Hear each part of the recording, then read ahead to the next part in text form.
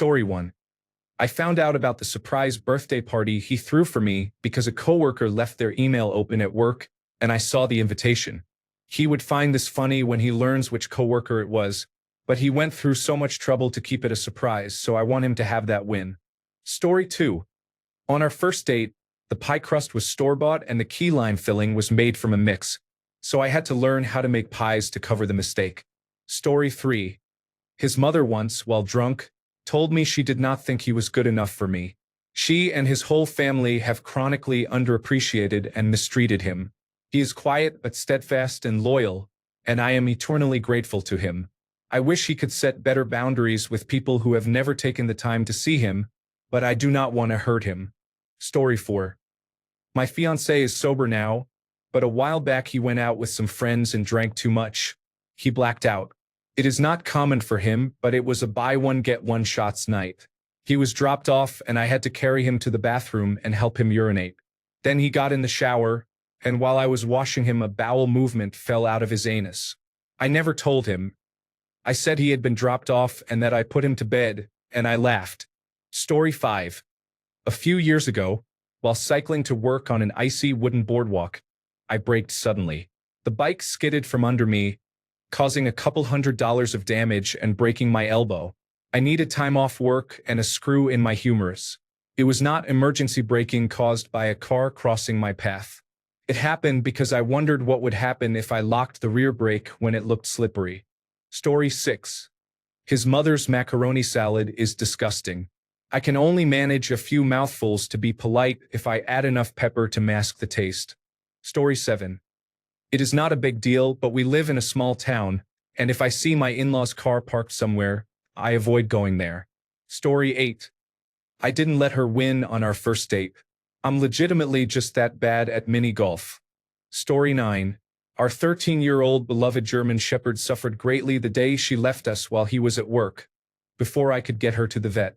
I will never tell him this. Some things are better left unsaid. Story 10.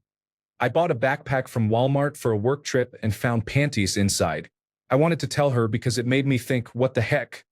But I stopped when I realized almost no one would believe I had found panties in a backpack. Story 11. I can't stand the way his parents and sister treat him. They always talk down to him as if he is less. When we have a small disagreement over something really stupid, he gives the "I'm always the punching bag" speech. But I love watching his face light up when he accomplishes something. Recently, the serpentine belt on his car fell off. I walked 2.5 miles with him back to his car just to help pull the belt down over one of the pulleys. I did none of the hard work. He did it himself. He had never done anything like that for himself before. When I told him, "Look what you did. Be proud," he looked like he was going to cry. It makes me furious that nobody has ever complimented him like that. Story 12. I did not enjoy our wedding. I love my wife, but our wedding felt anticlimactic and stressful, and in hindsight it did not seem worth the expense and effort. I have never admitted this because I did not want to diminish her memories of a day I hope she loved. Story 13. We are pretty tight on funds at the moment. He always says no when I ask if he would like me to pick up a carton of his favorite drink on the way home from work. He insists it is not a necessity and that he is fine without it. I grab a couple anyway, hide them at the back of the fridge, and act surprised when he finds them and says, "Oh look, I did not see these earlier. See, I told you I did not need you to get any." Story 14. I cannot stand his family. They are emotionally immature and abusive. Story 15. I lied when I told her on our first date that I had watched Once Upon a Time. She was amazing and I wanted an immediate connection, so I said I had seen it, but less than she had. I then proceeded to binge the entire show in less than a month, a show that would normally never cross my radar, so I could talk about it with her. We are getting married in a few months, and I am debating confessing this in my speech at the reception. My fiancé and I have very good senses of humor and know what crosses the line and what does not. Lying about something minor early in our relationship and her finding out now would not make her mad. Finding out that I watched the show after her and still dislike season May 4th even make our relationship stronger. Story 16. The novel she wrote and is trying to get published is mediocre. She wrote it in Spanish and translated it into English. It is acceptable, not terrible but not great. Maybe it is better in Spanish, but my Spanish is not good enough to judge. I keep encouraging her to write because she has many interesting things to say and she can only improve. It also makes her happy. I do not see this novel being published in English in the United States. Story 17. I am scared to die and leave my wife and son alone. We started late. I am 48 and have a 4.5-year-old adopted son. I lived an unhealthy life and was very overweight.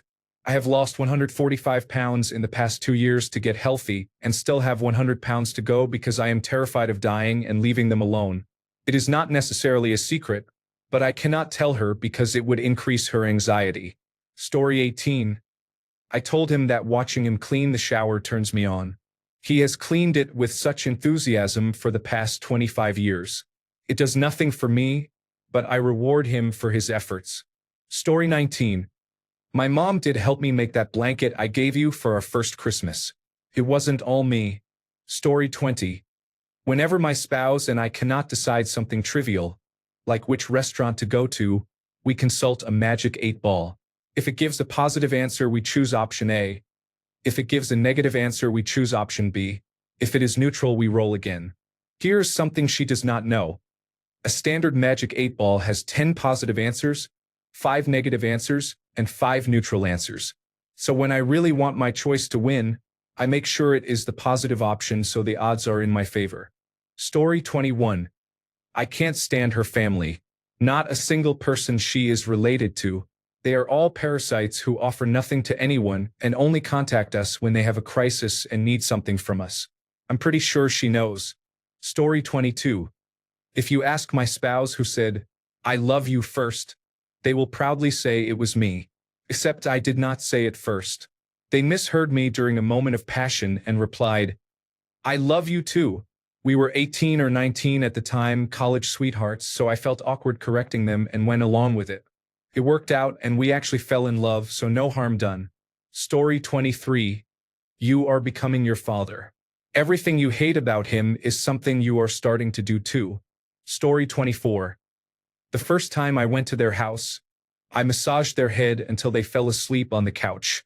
They farted so loudly that their own cat bolted out of the room. Story 25. I rear-ended someone at a Wendy's drive-thru because I was changing the music on the radio. Story 26. What happens if you untie the green ribbon around my neck? Story 27. It is obvious and irritating that he has never had to go without anything significant and now cannot handle waiting, being hungry, or being hot or cold without becoming annoyed and grumpy. Story 28. I wish he could see himself through my eyes. He has severe depression and thinks he is worthless, but every day at work, knowing I will go home to him makes every moment worth it. He is smart, creative, and handsome, and I feel honored to spend my days with him. I try to tell him, but he does not listen. Story 29. When he was gone for a week, I changed the thermostat from 68 degrees Fahrenheit to 65 degrees Fahrenheit because it was just too warm to sleep the way I wanted while bundled in my blankets. Story 30. I threw the screws on the kitchen counter into the trash. Story 31. In high school, I was passing notes with a classmate who is now my wife, and I told her I liked a girl in class. It was a different girl I actually had a crush on, and she asked if I was talking about her. I panicked, and not to hurt her feelings, I said yes. She then told me she liked me too. Long story short, we have 5 kids, have been together for 16 years, and have been married for 13 years. I will take that secret to my grave. Story 32. She threw a surprise party for my birthday in 2019. I saw it coming from a mile away, but I never let on. Story 33. I missed the time when he was still afraid to fly, but only because I miss taking Amtrak. I'm so glad he no longer shakes and sweats when we fly, and I'm happy he is no longer racked with anxiety. But the train was so much fun. Story 34. Once, when we were having a fight and spending time with people in different states, I watched the first approximately 6 episodes of a new season of a television show we really liked without her. I then watched those episodes again with her, pretending I had never seen them. Telling her would have helped no one. Story 35. the full extent of how his health issues have affected me mentally. Story 36. I had to run home before I got to work because I pooped my pants. I will take it to my grave. 7 years so far. Story 37. I miss him so much. The children miss him, and it has been very hard since he died. I love him, and I wish I could see him again. I would ramble on for so long and have so much to say, but I will never get the chance. I will take it all to my grave. I want the chance to tell him again, now with the added perspective of having experienced his loss, to tell him everything else that has happened. I told him often when he was alive. We told each other. And those words have bolstered me through this awful, demoralizing time without him, without us. Story 38. I had a sweet student who had been in foster care, but his mother worked her ass off to get him back, and she did. He had to take a very important state exam. She called me and asked if he had passed it. I looked at the grades, saw that he had, and told her. She burst into tears of joy, and that is when I realized I had read the wrong score. He had failed. So I changed his grade to passing. No one knew. That was the only time I ever did that. That could have cost me my license. The strange thing was that when my corrupt principal pressured me to change other students' scores to raise our pass rate, I refused. I never told anyone what I did for him. He joined the military, became extremely successful, and now has a great wife and children. I think I did the right thing. Fuck those tests. They are not human. Story 39. My spouse thinks I am terrible at baking. I am the primary cook and actually good at baking, but they love doing it, so I have messed up enough times that they take over without guilt. When my oldest child figured it out, it was amazing. She had suddenly joined the conspiracy of a lifetime. Story 40. 90 minutes before we agreed to hang out the next day, I had just been dumped after 2.5 years. Story 41. Sometimes when he throws a tantrum, gives me the silent treatment, and leaves, I wish he would stay gone. He should find an apartment, pack his things, and leave. The peace that fills my home when he is gone is so nice. Story 42. Sometimes I stare at his face while he is sleeping. The shadows make it look like he is smiling, and it is very cute. I stare for a while and laugh out loud. It has been 12 years, and I have not stopped. I might have a problem. He will never know. Story 43. Although I pretend not to like him being clingy and goofy, I absolutely love and adore it. The more I seem to dislike it, the more he does it to annoy me, acting like a teenager. I secretly pretend to be annoyed so he will do it more. I laugh quietly. I like the sound of his snores. It has become my calming sound when I sleep. Story 44. I'm really sorry you're sharing this. Are you safe right now? If you are in immediate danger, call your local emergency number now. If you are in the United States, call or text 988. In the United Kingdom and the Republic of Ireland, contact Samaritans at 116 123. In Australia, Lifeline is 13 11 14. If you are elsewhere, contact local emergency services or search for Suicide Helpline and your country. I can help find local resources if you want. Edited text.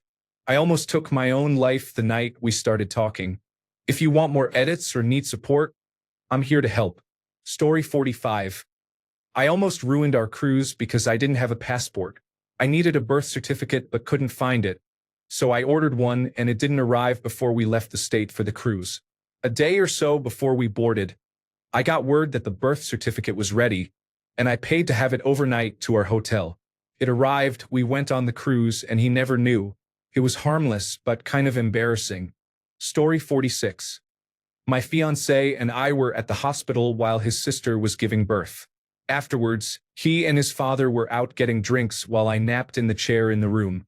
I had just woken up when I heard her tell her mother tearfully that she had cheated on her boyfriend and did not think the baby was his. She asked what she should do. My fiancé's mother said, "Take it to the grave, honey. Do not say a thing." She did not follow that advice. She told him before he signed the birth certificate, and they had a DNA test done. It was not his. She was very open with everyone, but she never mentioned her mother's advice, and I did not bring it up either. I was quietly proud of her. Story 47. The children prefer my cooking, but it is the one thing she loves and is proud of. Story 48. I apologize if this upsets anyone. This is the only secret I have from my wife, and sometimes I wonder if I should tell her. My wife and I are both vegetarians and animal lovers. One day we had a pigeon in our garden that was flapping on the ground.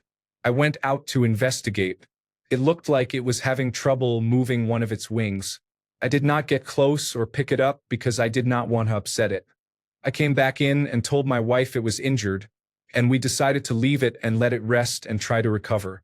My wife went to work and I kept an eye on the pigeon during the day. At one point I realized that it had not moved for quite a while, so I went to investigate again.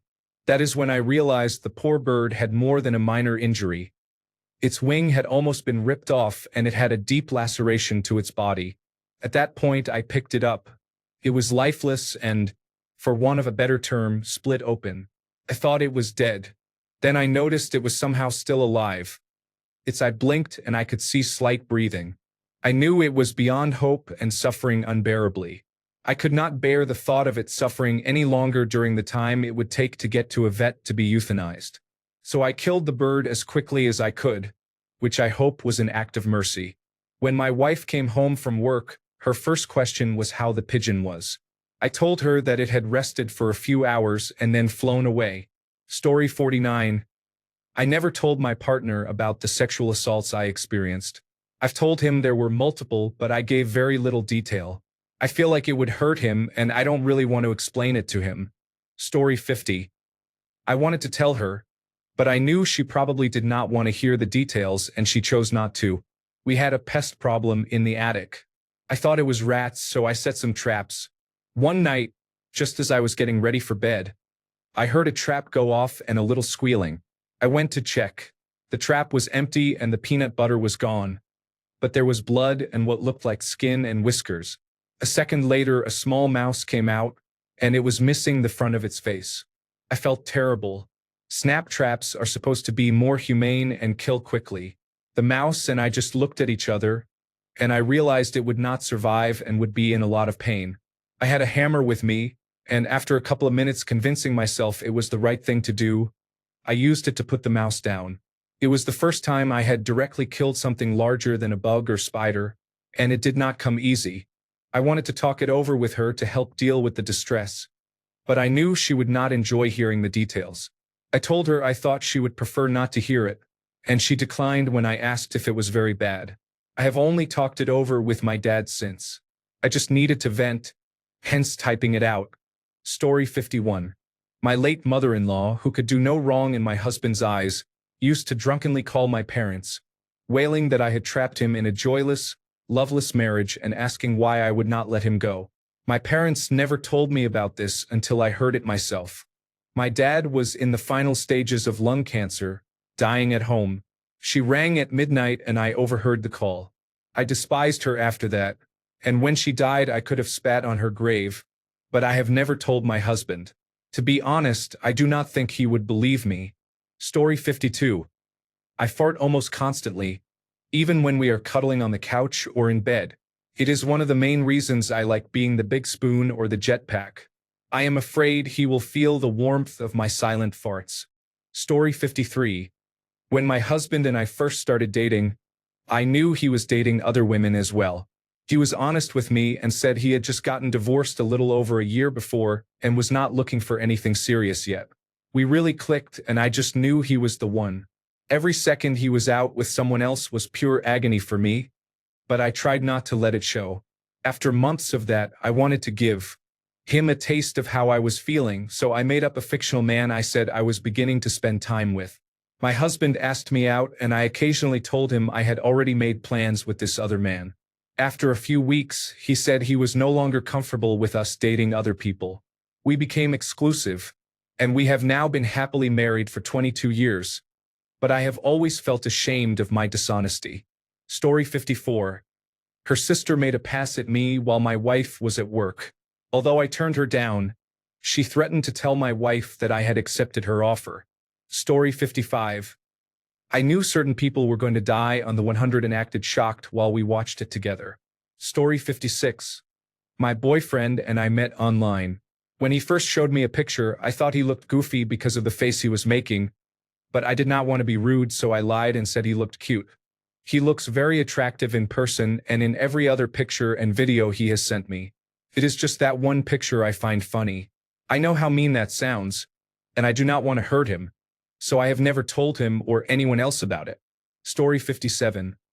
I sometimes still wish he had taken me seriously before I emotionally checked out and told him I wanted a divorce. I miss him and his family now and then. Story 58. If I had the money to leave, I'd be gone in a very kind way and we'd be friends. I know he'd be so confused, but I've never felt so lonely right next to someone. Story 59. She often has bad breath. I think it is a medical condition because she brushes her teeth as often and as well as I do. I sometimes try to be smooth and offer her a piece of gum, but once she was offended just by the offer. Now I live with it. I do not mind. I love her regardless. Story 60. I would go to the furthest place on earth to avoid his family. I have never encountered people as toxic as they are. Story 61. He thinks I prefer the flat wings and says it is convenient because he likes the drumsticks. I prefer them too, but I will not ruin it for him. Story 62. The kids and I dislike my husband's bolognese sauce. It is watery and tasteless. I add more ingredients when he is not looking, and the kids help distract him. I have also stopped buying canned tomatoes so he can no longer add them. Story 63. 10 years ago, I was pregnant with our first child and deeply stressed. I had severe brain fog, frequent sleep paralysis, and barely felt human. One day, I briefly woke from the fog and found myself standing in front of the toilet holding an empty jar of giant pickles that I had apparently flushed. A week later, our pipe to the sewer broke. My husband said he knew it would fail sooner or later and that it was probably 80 years old. I knew I had been flushing the most insane things down the toilet for weeks. The sleep paralysis also caused me to see a strange black figure standing in our doorway almost every night until I had the baby 3 weeks early during the bathroom renovation. Story 64. She is a hoarder, so when she is out of the house, I start throwing things away. Because we have so much clutter, she does not even notice. Story 65. I never wanted to move. We moved to be closer to her side of the family, and I convinced her I was okay with it so she could spend her parents' remaining years much closer to them and to their grandchildren while I was not. My parents had died years earlier, and I had no family left where we had been living. She had been asking for years if I would consider moving, and I had said no. After my parents died, I told her I was willing to move away from my home state and my friends. I have not been okay since. I will take this to my grave because my love for her is more than an address. Story 66. It was not me who farted. It was the dog. He looked so embarrassed, and I could not leave my boy hanging like that. Story 67.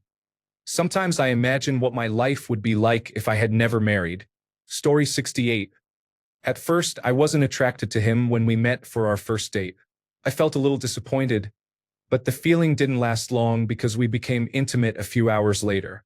Now, for years later, I think it's crazy that I ever felt that way. He is the most handsome man I know. Story 69. I am Raymond. I was placed in witness protection. I am a gay man, and I do not like heavy breasts. Story 70. I may tell her eventually, but I fake some emotions. I know intellectually how I should behave and react in certain situations, but my baseline emotional level is pretty flat. I know that would upset a lot of people, so I put on a show. Also, and this is hardly a secret, I am terrible about self-care.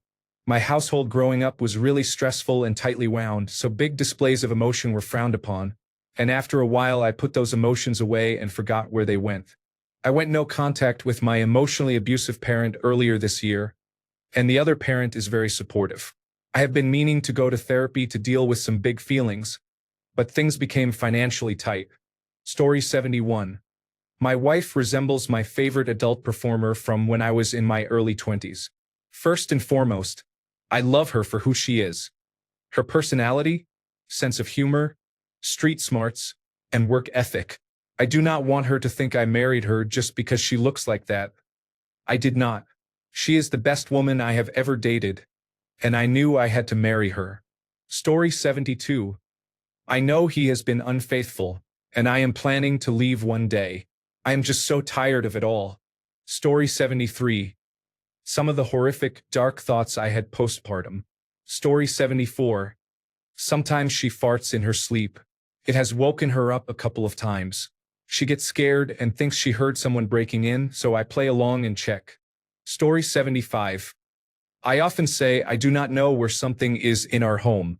I know exactly where it is, and I know it is right in front of his face when he asks me where the item is.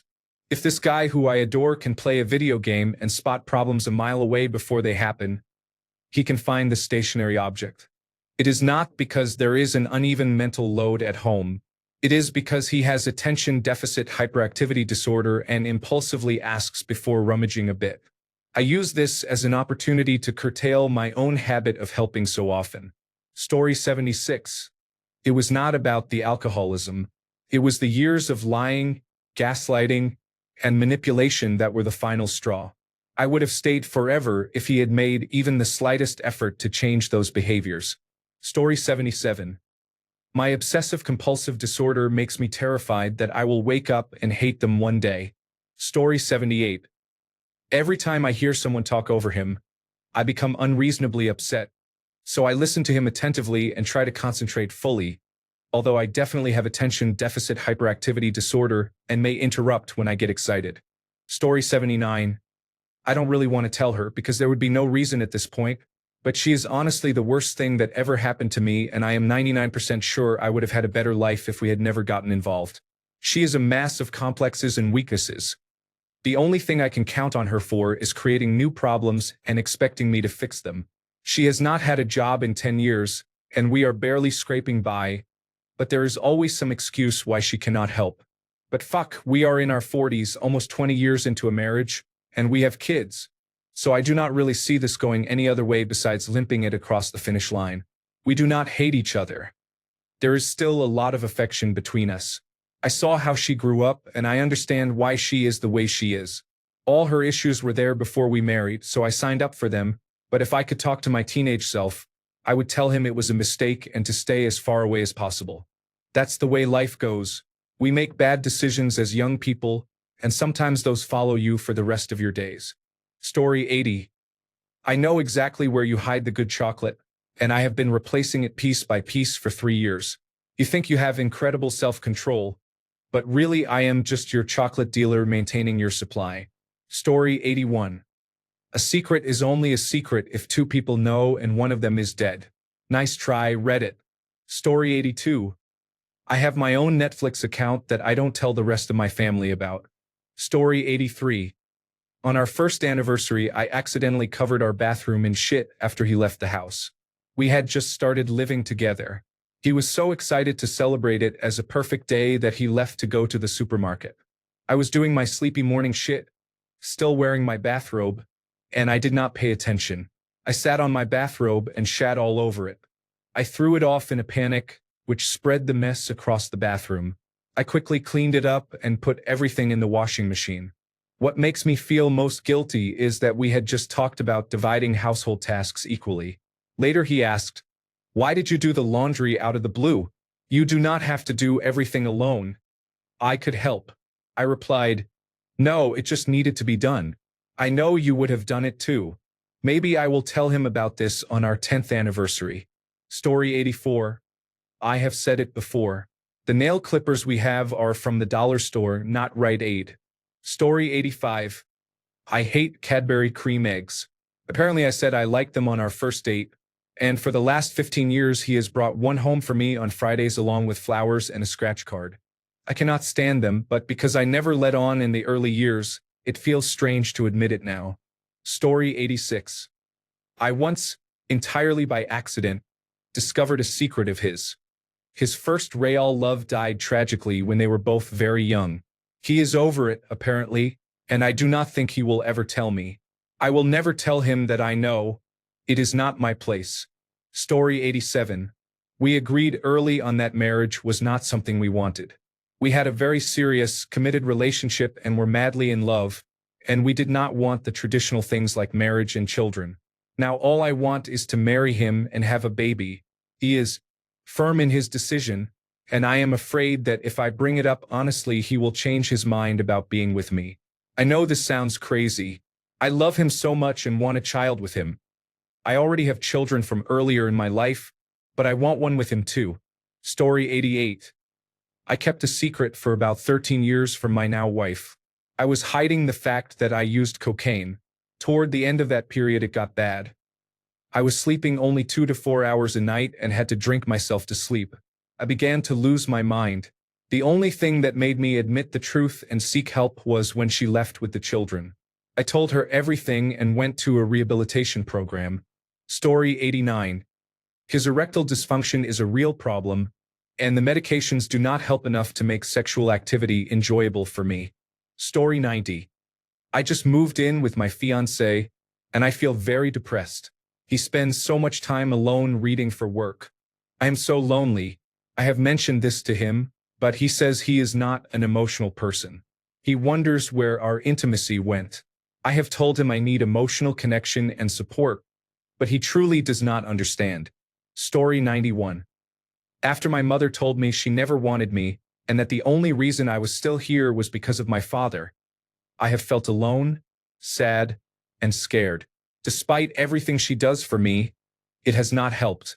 After my father died, right after my birthday, it became much worse. She does her best, but it does not help that her family does not like me. I wanted to give up, but I am in therapy now. It has not helped much yet, but I will keep going for her. Story 92.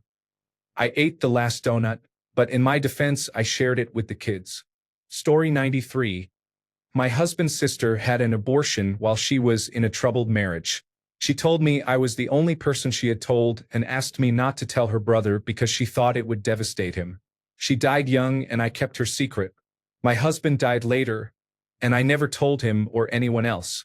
It was not mine to tell. Story 94. I do not want to spend every weekend with his family and never have any time to ourselves. Story 95. His father repeatedly attempted to initiate a sexual relationship with me. Story 96. I was molested by my brother during childhood, and my parents pretended it never happened. He is still in my life and no one knows. It has never been spoken about. We alternate between being friends and ignoring each other for months at a time. It kills me, and I do not know how to get away. Story 97. The goddamn Kentucky Fried Chicken secret recipe is the heaviest burden of my life. Knowing the perfect blend of salt and spices and the joy they would bring to the world if released, bringing people together with their perfection, is unbearable because she is vegan and telling her would mean its destruction. Damn you, Colonel Sanders. Damn you to hell for entrusting me with such sacrosanct secrets on your deathbed. It shall forever be my cross to bear. I shall endure your Kentucky Fried darkness for eternity. Story 98. He's not good at sex. There is absolutely no motion in the ocean. He puts in effort, so I concentrate and use my hand. Story 99. I thought this thread would be filled with people unwilling to tell their spouses about their affairs, but I am genuinely happy to see it is filled with cute things. My faith in humanity is being restored. Can the rest of the internet be like this? Story 100. I logged into my throwaway account to comment, laughing out loud. I was a furry in high school. Story 101. I've picked up 3 different sets of hitchhikers. Never again. I did tell my therapist. Story 102. I think my husband can't sing. All this time I told him he'd been getting better and that he was pretty good. But no, he can't keep a tune to save his life. Story 103. That I am always giving him better looking food, such as a piece of bread or candy. Story 104. I put everything in the dishwasher when she is gone. I mean everything, steak knives, Tupperware, you name it.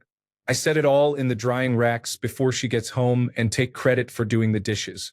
Thanks a bunch for sticking around till the end of the video.